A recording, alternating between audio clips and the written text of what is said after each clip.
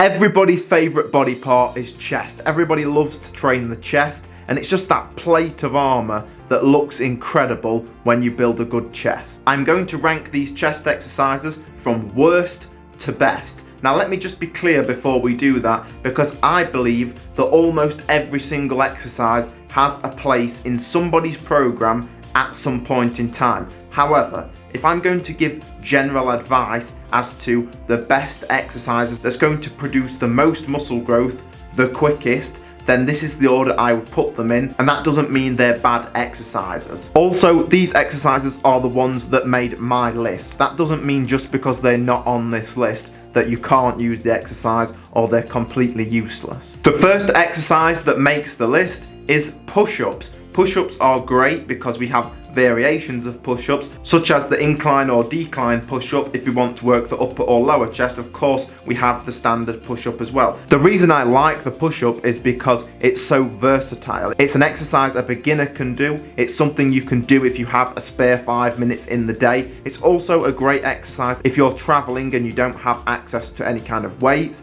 Then you can do the push-ups. The reason they are not my favourite chest exercise is simply you are limited by the rep range. Of course, you can strap weight to your back and add weight, but generally speaking, you are limited by the amount of rep ranges that you can work in, and so you're in that same rep range all the time. It's very difficult to overload on the exercise. Next up is dumbbell chest flies or the pec deck machine, any variation of the fly. The reason I'm not a big fan of this exercise is because it's not a compound movement, it's an isolation exercise. And although of course isolation exercises can be very useful, in terms of building the most amount of muscle, the pec deck is not going to build as much muscle in comparison to other exercises. Another reason I'm not a massive fan of the pec deck or the chest fly is the risk of injury is higher than most other chest exercises, particularly with the shoulder, and so it's not something I always recommend. Some good things I do like about the chest fly or the pec deck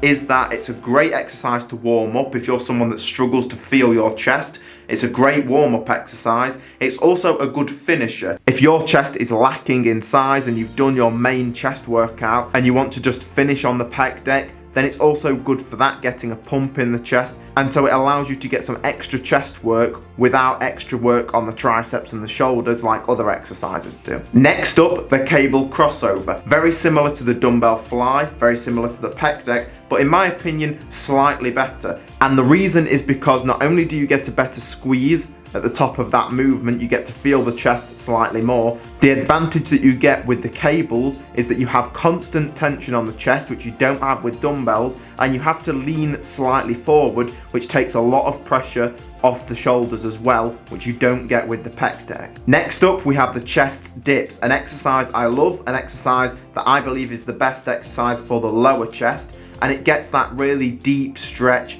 and it's a very, very good exercise for building the chest, especially that lower chest. Not necessarily the chest as a whole, but in particular that lower chest. Some things I don't like about it is, one, it's very difficult, so a lot of beginners do not like this exercise. You can feel shoulder pain with this exercise, and for me personally, it works too much tricep and too much of the shoulder. It's one of those exercises that you really have to get right if you want to target that particular area of the chest. The next exercise on the list is the incline press, whether that's with dumbbells or barbells. It's an incredible exercise for building the upper chest, which is very important. Building the upper chest just gives your body that complete look. It works the shoulders as well, but just that upper chest is just something that a lot of guys lack, and it completes your physique. It's going to work the chest as a whole as well. It's an incredible exercise and one of my favorites. And that brings us to my number one best exercise for the chest, and that is the flat bench press. And the reason for that is because it can be used for all ability levels, from the absolute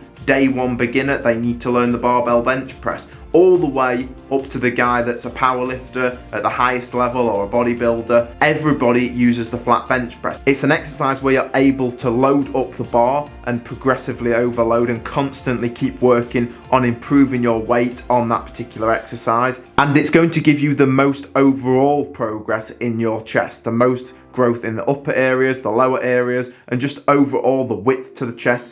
Every area of the chest is going to benefit from the barbell bench press. The idea of this video is so that you guys can use exercise rotation, so that you can look at the exercises in this video, and next time you're writing your own programs or you're in a program and you want to change some exercises around, rotate some exercises, you know which areas to work on, and it just gives you an idea of the exercises that you might want to focus on. The video that is on screen right now is also a very useful video. In that video, I talk about exercises for each body part, but we also want a bigger back and bigger biceps and bigger triceps, and so I go through the exercises which I believe are best for all the muscle groups that you can incorporate into your programs. So go through and click on that video next.